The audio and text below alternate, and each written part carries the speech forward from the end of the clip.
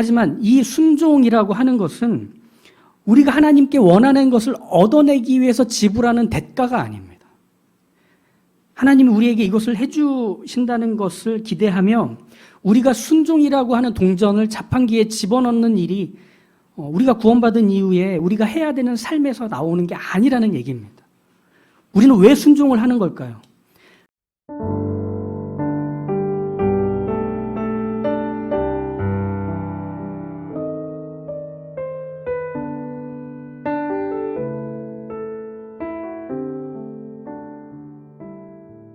암몬 사람들 그리고 블레셋 사람들이 이 므낫세 지역으로 들어와서 길르앗 땅을 침략하고 그들을 괴롭힌 지 18년이나 되는 시기가 이 오늘 우리가 읽은 내용의 배경입니다.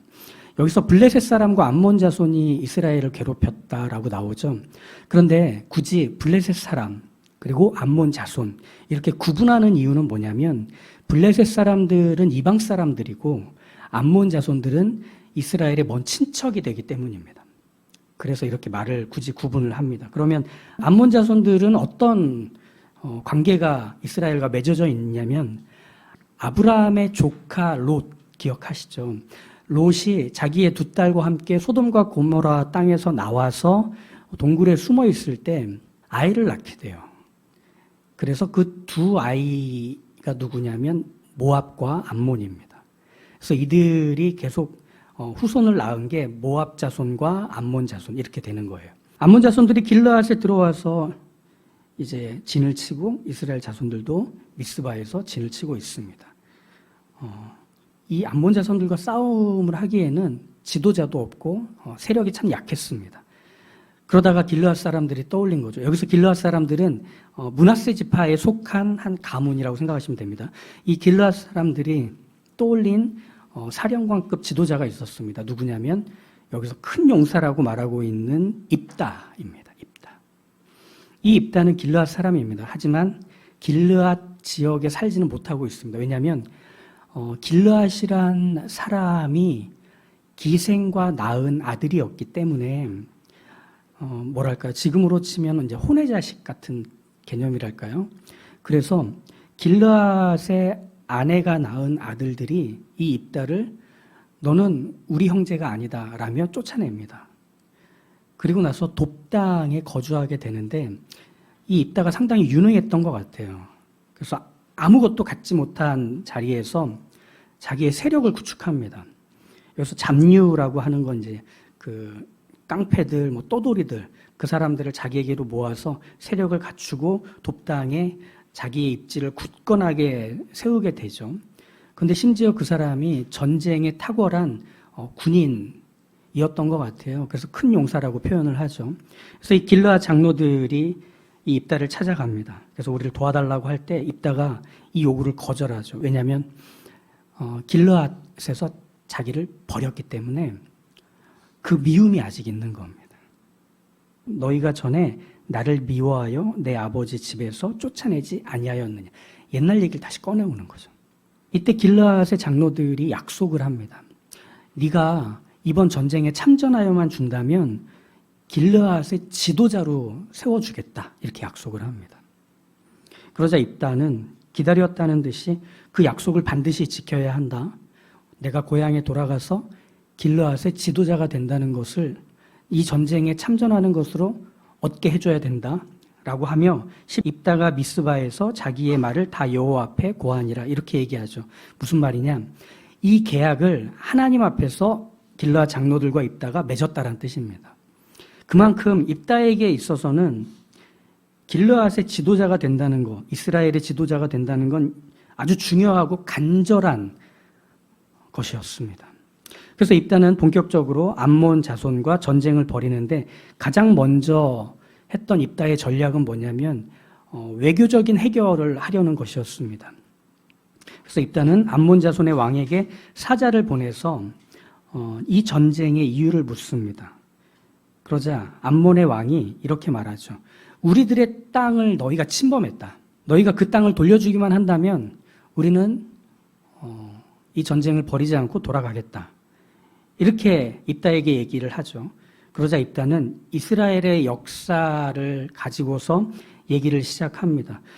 우리 이스라엘 민족이 애굽에서 나와서 가나안으로 가려고 할 때 그 가나안으로 지나가는 길목에서 모압이 막았고 또 에돔이 막았다. 그래서 우리는 돌아서 갔다. 그런데 그 돌아서 간 자리에서 아모리 왕 시온이 우리를 공격했다. 그래서 우리가 그들과 싸웠는데 하나님이 우리와 함께 하셔서 아모리 왕 시온을 이기게 되어 그 시온의 땅을 우리가 갖게 되었다. 그 땅이 뭐였냐면 아르논에서부터 야복까지와 광야에서부터 요단까지의 땅이었다는 거죠. 그 땅은 원래부터 우리 땅이었고 300년 동안 그 땅이 우리 땅이었는데 왜 이제 와서 달라고 하느냐라고 하는 거죠. 이 외교적인 해결을 하려고 했던 입다의 의도는 뭐냐면 이 전쟁은 의와 불의의 싸움, 즉 하나님이 우리의 편을 드시는 싸움이다. 이미 하나님의 판결이 끝난 싸움이다. 그러니 이 싸움은 우리가 이길 수밖에 없다라는 걸 이스라엘에게 어필하는 전략이었어요. 즉 이스라엘을 하나로 묶기 위한 목적이었고 암몬에게 있어서 너희가 하는 모든 일들은 그렇기 때문에 반드시 패배할 수밖에 없다는 것을 선포하는 의미가 있었던 거죠. 그래서 여기까지는 참 좋았어요. 입다가 전략적으로 우위를 점하게 됐기 때문이죠. 그런데 이 다음이 문제가 됩니다. 이스라엘을 이런 목적으로 하나 되게 했는데 입다에겐 한 가지가 더 필요했던 거죠. 즉 하나님의 강한 능력이 이 전쟁에 펼쳐지기를 바랬던 겁니다. 그래서 어떻게 하느냐? 여호와의 신이 입다에게 임할 때 입다는 하나님께 약속을 합니다. 여호와께 소원하여 가로되, 약속을 하여 가로되, 주께서 과연 암몬 자손을 내 손에 붙이시면 내가 암몬 자손에게서 평안히 돌아올 때에 누구든지 내 집 문에서 나와서 나를 영접하는 그는 여호와께 돌릴 것이니 내가 그를 번제로 드리겠나이다. 이렇게 하며 전쟁에 출전합니다. 자, 입다의 하나님께 한 약속은 이거예요. 이 전쟁에 나가서 하나님이 우리를 승리하게 하신다면 내가 집으로 돌아올 때 집에서 가장 먼저 나오는 그 사람을 불태워서 제사하겠다는 얘기입니다. 사람을 불태워서 제사를 드린다. 너무 끔찍하죠. 너무 잔인하죠. 이 약속은 이 전쟁이 하나님이 함께 하시는 전쟁이라는 것을 선언하는 목적이 있었겠죠. 그래서 전쟁에 나선 입다가 이끈 이스라엘 군대는 암몬 자손을 크게 무찌릅니다. 그리고 파죽지세로 들어가서 암몬 자손의 땅에까지 가서 20성읍을 정복하고 그들의 항복을 받아냅니다. 완벽한 승리였죠. 그런데 하나님과 했던 약속이 어떻게 실행이 되느냐면 이따가 전쟁에서 승리하고 집으로 돌아올 때 자신의 무남동녀 외동딸이 가장 먼저 소고를 치며 춤추고 나와서 자신을 반긴 겁니다. 자식이 이 딸 하나밖에 없는데 그래서 입다는 옷을 찢으며 슬퍼합니다. 어떻게 네가 나온 거냐? 왜 네가 나온 거냐? 하지만 하나님께 이 승리에 대한 담보로 사람을 바치는 제사를 약속한 것을 결국 입다는 지키게 됩니다. 자신의 딸을 제물로 바치는 거죠. 근데 여기서 참 뭐랄까요? 승리하게 하신 하나님께 이 약속에 대한 책임을 다하는 입다의 모습이 불쾌합니다. 그리고 너무 비극입니다. 왜 그런 약속을 했으며 왜 그 약속을 실행하였는가 하는 거죠. 입다를 통해 확인할 수 있는 그 시대의 이스라엘 자손들과 또 입다에게 있어서의 하나님은 어떤 하나님이냐면 적들을 무찔러 이스라엘의 평화를 안겨주신다면 사람을 제물로 바쳐서라도 보답을 바라시는, 그리고 그 약속이 이루어지기를 원하시는 강하지만 위험하고 비상식적이고 말이 통하지 않는 존재로 하나님을 인식하는 겁니다. 그러니까 이스라엘 자손들은 또 입다는 철저하게 하나님을 다른 나라의 우상들처럼 이해하고 있는 거예요. 신에게 도움을 받기 위해서는 대가를 지불해야 돼요. 그런데 그 신이 강력하고 확실한 자신의 능력을 발휘하게 해주려면 그 대가는 지불할 자가 절박하고 간절한 만큼 치명적이고 값비싼 거여야 한다고 생각하는 겁니다. 설마 입다가 자기 집에서 나오는 자기를 반겨주는 가장 먼저의 대상을 강아지로 생각했을까요? 우리 집 뽀삐를 생각하며 하나님께 그걸 제물로 바치겠다고 했을까요? 그러진 않았을 겁니다. 어떤 사람이 나오든 그걸 하나님께로 바칠 정도로 자신은 이 전쟁에서 반드시 이겨야만 하는 거죠. 이스라엘을 구하기 위해서도 있지만 이스라엘의 지도자가 되어야만 하기 때문에. 그래서 입다가 사람을 제물로 태워 하나님께 제사를 드리겠다는 약속을 하고 또 지킨 겁니다. 여기에 입다의 욕망이 있습니다. 하나님께 차마 내 사랑하는 딸을 바칠 수는 없겠다면서 그 약속을 철회할 수 있을 것 같아요.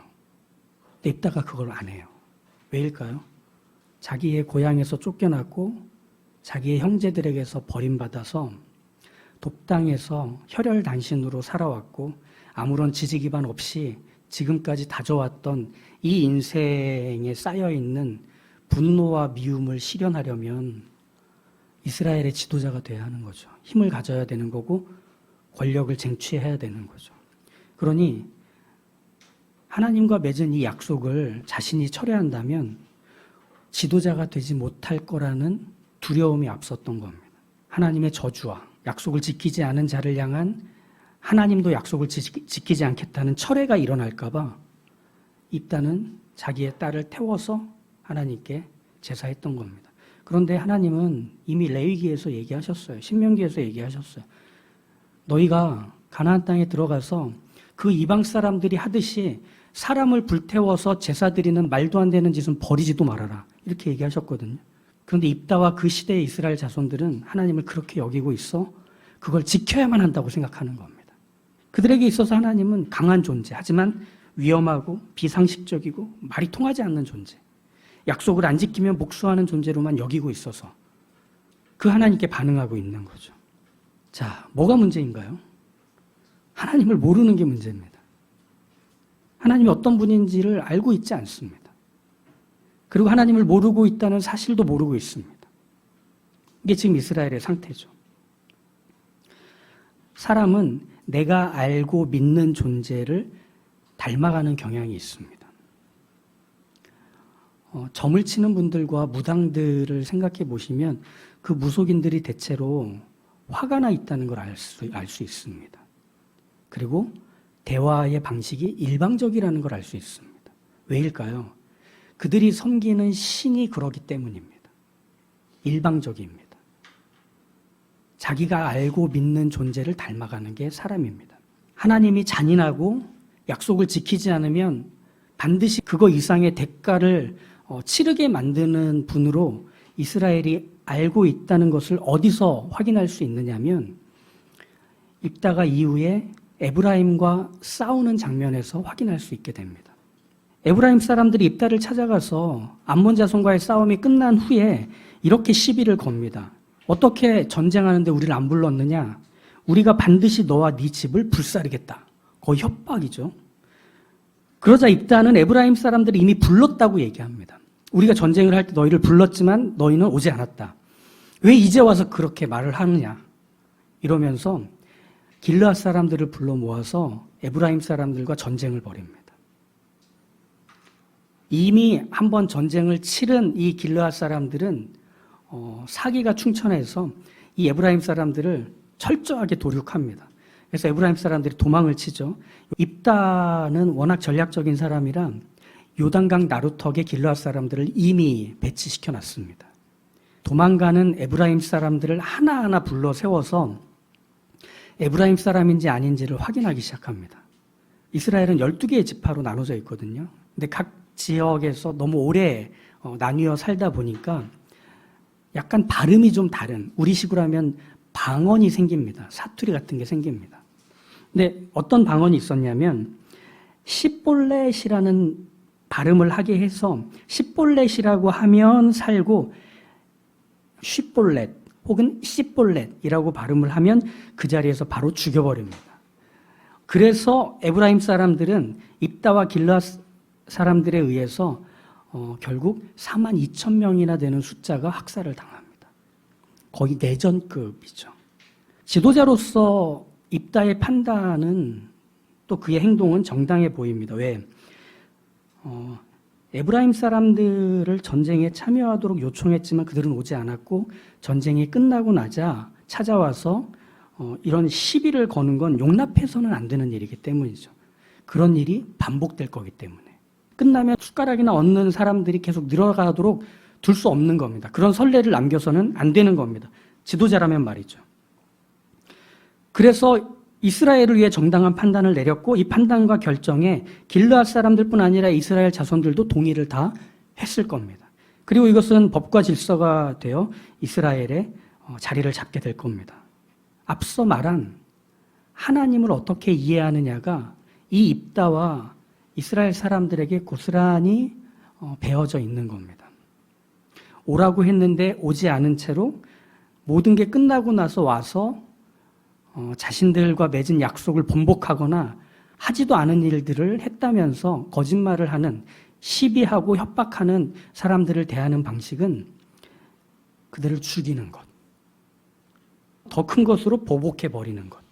이게 지금 입다와 이스라엘 사람들이 보이는 모습이죠. 그런데 율법의 내용을 떠올려 보면 입다와 이스라엘 사람들이 에브라임 사람들에게 벌인 행동은 율법을 어긴 일입니다. 사람이 만일 그의 이웃에게 상해를 입혔으면 그가 행한 대로 그에게 행할 것이니 상처에는 상처로, 눈에는 눈으로, 이에는 이로 갚을지라. 남에게 상해를 입힌 그대로 그에게 그렇게 할 것이며 짐승을 죽인 자는 그것을 물어줄 것이요 사람을 죽인 자는 죽일지니 거류민에게든지 본토인에게든지 그 법을 동일하게 할 것은 나는 너희 하나님 여호와임이니라. 자, 이 율법의 핵심은 뭐가 되냐면 누군가에게 피해를 입히고 누군가에게 상처를 주었으면 그것만큼만 하라는 얘기입니다. 그러니까 눈을 다치게 했으면 눈만 다치게 하라는 겁니다. 500만 원을 손해보게 했으면 500만 원에 대한 것만 얘기하라는 겁니다. 눈 이상이 되면 안 되고 이 이상이 되면 안 되도록 하는 이 법을 하나님이 제정하신 거죠. 그런데 입다와 이스라엘 사람들은 에브라임 사람들을 향해 어떻게 하죠? 그들이 협박하며 시비를 건 것 이상으로 합니다. 그들을 죽여버렸기 때문이죠. 이 학살의 숫자 42,000명은 에브라임 지파 남자들 거의 다 죽인 겁니다. 이게 잔인한 복수가 아니면 무엇이겠습니까? 복수는 강해야 하는 거예요. 약할 때는 미워하다가 강할 때 하는 겁니다. 기드온은 자신이 약하다고 생각했기 때문에 에브라임 사람들이 그렇게 협박하고 시비 걸 때 아유, 야, 너희들의 끝물 포도가 우리의 만물 포도보다 더 낫겠느냐. 우리 형편없는 사람들이 어쩌다 이긴 거야. 너무 그러지 마. 이러면서 피해갔지만 입다는 스스로 강하다는 걸 알았기 때문에 에브라임 사람들에게 보복을 할 수 있었던 겁니다. 바로 이 점. 그들의 하나님은 보복하시는 하나님, 잘못한 것에 대해서 그 이상으로 되갚아내시는 하나님이라고 하는 이해를, 알을 가지고 있기에 그들이 알고 있는 하나님을 닮아 있는 겁니다. 그런데 이 입다의 태도, 이스라엘의 모습에서 오히려 역설적으로 하나님의 하나님 되심이 드러나고 있습니다. 이스라엘 자손들은 사사기에서 계속 반복하죠. 이스라엘의 평화가 찾아오면 다시금 하나님을 버리고 우상을 섬기고 하나님을 모른 채 합니다. 그렇다면 그들이 알고 있는 하나님대로라면 이스라엘은 한 줌의 먼지가 되어 이 땅에서 사라져버려야 맞아요. 왜? 그 이상으로 되갚아 주시잖아요. 너희들이 나를 또 버려? 나를 또 모른 채 해? 나 아닌 다른 신을 섬기겠다고? 아휴, 죽어라 다. 이렇게 해버려야 맞잖아요. 근데 하나님은 어떻게 된다고 지난 시간에 말씀드렸죠? 버림받으신 그 자리에 견디시는 하나님이라고 말씀드렸습니다. 이스라엘의 잘못이 분명한 자리에서 하나님은 당신의 강하심으로 이스라엘을 지워버리지 않으셨어요. 똑같은 방법 이상으로 되갚아버리지 않으셨어요. 받은 것보다 훨씬 강하고 지독하게 돌려줌으로써 죽어 없애버리지 않으셨다는 얘기입니다. 오히려 하나님은 이스라엘에게 버림받은 자리에서 오래 참고 견디시며 용서하기로 하시는 하나님이 되셨습니다. 기어이 이스라엘을 받아주셔서 고치고 바꾸시는 하나님이 되셨습니다. 그게 이스라엘을 향한 하나님의 하나님 되시는 모습이었다는 겁니다. 이건 이스라엘 자손들이 왜 하나님의 율법을 알고 준수해야 하는지를 보여주는 모습입니다. 눈에는 눈, 이에는 이. 왜 하나님은 내가 받은 손의 이상을 되갚지 말라고 하시지? 라며 이 율법을 지키려고 하면 찾아오는 불편함이 있습니다. 내가 이렇게 상처를 받았는데, 내가 이렇게 손해를 입었는데 저 인간은 껄껄대고 웃는 걸 놔두라고? 난 그럴 수 없지. 내가 받은 것 2배, 4배, 100배로 되갚아줘야 내 속이 편할 텐데 라고 하는 것을 율법이 막을 때 그 막는 율법을 지키는 자리에서 뭘 확인하게 되느냐면 하나님이 어떤 분인지를 확인하게 된다는 겁니다. 이스라엘이 율법을 지키게 되면 반드시 충돌하게 될 거예요. 세상의 기준, 세상의 가치와 의미 앞에서 내가 굳이 이렇게까지 해야 돼? 라고 하는 것들이 생기겠죠. 그런데 거기서 확인하는 겁니다. 그렇게 해오셨던 하나님, 그렇게 하고 계시는 하나님, 그렇게 하실 하나님을 확인하는 겁니다. 그래서 삶으로 새기고 깨닫게 된 하나님에 대한 알을 가지고 이제 그 하나님을 내가 닮아가게 되는 것. 이게 하나님이 이스라엘에게 율법을 지키라고 하신 이유였던 겁니다. 즉 율법을 지킨다는 것은 뭐냐면 하나님을 알아가고 경험하는 것을 이 율법을 지킨다에 하나님이 담으신 겁니다. 도덕적이고 윤리적인 사람이 된다 정도가 아니었던 겁니다. 하나님을 닮는 것 말이죠. 시편을 시작하는 시편 1편에서 복 있는 사람은 이라고 얘기합니다. 너 복 있는 자여. 여기서 복이라고 하는 것은 뭐냐면 하나님 자신을 전부 받은 자여 이런 뜻입니다. 그런데 그 하나님 자신을 전부 받은 자의 모습을 어떻게 표현하느냐면 복 있는 사람은 악인들의 꾀를 따르지 않고 죄인들의 길에 서지 않고 오만한 자들의 자리에 앉지 아니하고 오직 여호와의 율법을 주야로 묵상하며 그것을 즐거워하는 자다 이렇게 얘기합니다. 무슨 말이죠? 네가 하나님 자신을 전부 갖고 있다는 것을 확인하는 방법은 네가 하나님의 율법을 묵상하고 기억하고 지킬 때 네가 갖고 있는 하나님을 확인하게 될 것이다. 이 뜻입니다. 우리가 왜 율법을 지켜야 되는지 아시겠죠? 율법을 지켜가다 보면 하나님의 성품을 확인하게 되기 때문입니다. 율법을 지켜가다 보면 하나님의 하나님 되심의 그 아름다움, 그것을 닮아가고 싶은 우리의 어떤 소원이 생기기 때문입니다. 그리고 그걸 알게 되는 걸로 끝나지 않고 내 성품이 되기를 바라며 그것을 수고하기 시작합니다. 대단하지 않습니까? 그래서 그 율법을 즐거워하며 그 율법을 주야로 묵상하는 자가 복 있는 자, 하나님 자신을 모두 가진 자라고 표현한다는 거죠. 하나님을 닮아가게 되는 이런 모습을 삶으로 살았던 사람이 누구였느냐? 요셉이 대표적인 것 같아요. 요셉은 아버지 야곱의 사랑을 듬뿍 받으며 크다 보니 애가 개념이 없었어요. 그래서 꿈을 2번을 꾸죠. 해, 달, 별이 자기에게 절하는 것을 봤습니다. 곡식단이 자기에게 절하는 것을 봤습니다. 아버지는 야 그런 얘기 좀 하지 마. 형들은 저걸 죽여야겠다. 그래서 결국 이 요셉을 노예 상인들에게 팔아버리죠. 그래서 요셉은 보디발의 집 애굽으로 들어가서 소년 노예로 팔려 그곳에서 일하게 되죠. 거기서 끝나나요? 누명을 쓰고 왕의 죄수들이 갇히는 지하 감옥에 갇히게 되죠. 그 지하 감옥에 들어온 술 맡은 관원장의 꿈을 탁월하게 해석해 주었는데 술 맡은 관원장은 자기 자리로 복귀한 후에 요셉을 잊어버리죠. 그리고 2년이 지난 후에 애굽 왕 바로의 꿈을 해석하고 드디어 이 강대국 애굽의 2인자가 됩니다. 총리 대신으로 올라가죠. 근데 그때 자기를 버린 형들을 만납니다. 권력을 가지고 있고 무엇이든지 할 수 있는 그 영역 안에 들어온 형들을 요셉은 어떻게 하죠? 입다처럼 하나요? 자기가 겪었던 것 이상으로 되갚아 주나요? 아니요. 자기의 평생의 삶에서 확인하고 경험했던 그 하나님을 닮아 있는 사람으로 대합니다. 그래서 그 요셉의 아버지 야곱이 죽은 후에 요셉의 형들이 요셉에게 찾아와서 아버지의 유언을 지켜 우리를 죽이지 말라고, 해를 당하게 하지 말라고 이렇게 간청을 하자 요셉이 창세기 50장에서 이렇게 말하지 않습니까? 요셉이 그들에게 이르되 두려워하지 마소서. 내가 하나님을 대신하리이까? 당신들은 나를 해하려 하였으나 하나님은 그것을 선으로 바꾸사 오늘과 같이 많은 백성의 생명을 구원하게 하려 하셨나니 당신들은 두려워하지 마소서. 하나님을 닮아 있는 한 사람의 모습입니다. 요셉뿐이었나요? 모세도 있잖아요.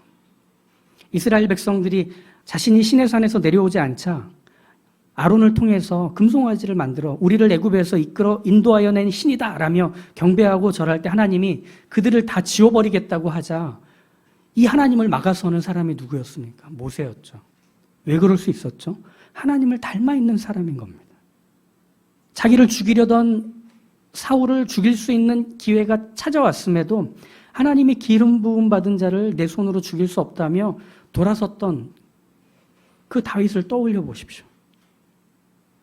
자신에게 돌을 던져서 죽이는 그 사람들에게 어떤 미움의 빛도 보이지 않고 하늘을 향하여 말하던 하나님, 저들은 저들이 하는 일을 알지 못합니다. 불쌍히 여겨주십시오라고 했던 그 스데반을 기억해 보십시오. 모두가 다 하나님을 닮아 있는 사람들입니다. 우린 하나님의 말씀에 순종하도록 부름을 받습니다. 그게 구원받은 삶입니다. 하지만 이 순종이라고 하는 것은 우리가 하나님께 원하는 것을 얻어내기 위해서 지불하는 대가가 아닙니다. 하나님이 우리에게 이것을 해주신다는 것을 기대하며 우리가 순종이라고 하는 동전을 자판기에 집어넣는 일이 우리가 구원받은 이후에 우리가 해야 되는 삶에서 나오는 게 아니라는 얘기입니다. 우리는 왜 순종을 하는 걸까요? 그 하나님의 말씀 안에 담겨있는 하나님의 모든 것을 알게 되는 과정이기 때문에 그렇습니다. 그걸 따라하면, 그걸 쫓아하면, 그 길을 가게 되면 그 하나님의 성품과 그 하나님의 하나님 되시는 아름다움이 무엇인지 알게 되어서 내가 그것을 닮아가게 된다는 겁니다. 그래서 우리에게 순종을 요구하신 것이고 그 순종의 시간과 공간에서 일어나는 모든 걸 보여주신 분이 이 땅에 오신 예수님이셨던 거예요. 그래서 예수님이 이렇게 마태복음에서 말씀하시잖아요. 내가 율법이나 선지자를 폐하러 온 줄로 생각하지 마라. 폐하러 온 것이 아니라 완전하게 하려 함이라. 진실로 너희에게 이르노니 천지가 없어지기 전에는 율법의 1.1획도 결코 없어지지 아니하고 다 이루리라. 이렇게 얘기하시잖아요. 무슨 의미죠? 율법 안에 담겨있는 하나님의 의지, 즉 하나님의 성품과 하나님의 하나님 되시는 그 아름다운 것들을 너희가 지키고 순종할 때 그게 다 너희의 것이 된다는 것. 어떤 것도 소진되거나 사라지지 않고 너희가 된다는 것을 알아라 라고 하는 얘기입니다. 나는 그걸 보여주기 위해서 왔다. 그러니 우리가 하나님의 말씀을 쫓는다는 것이 무엇인지를 떠올려 보십시오. 세상은 하나님 없는 자리에서 살아갑니다.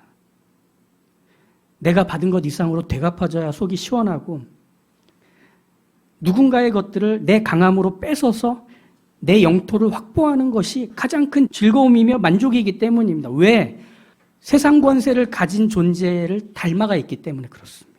그러니 미움과 보복과 괴롭힘, 그리고 거기서 찾아오는 손해 입음, 상처 입음, 그것으로 만들어내는 기회만 찾아오면 나도 똑같이 할 거야. 그 이상으로 할 거야.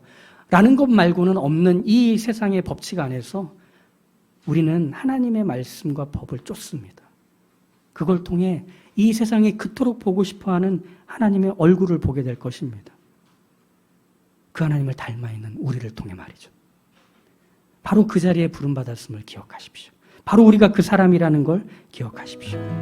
주를 위해 버림받으심으로 나 용서받고 용납됐네. 날 위하여 죽으신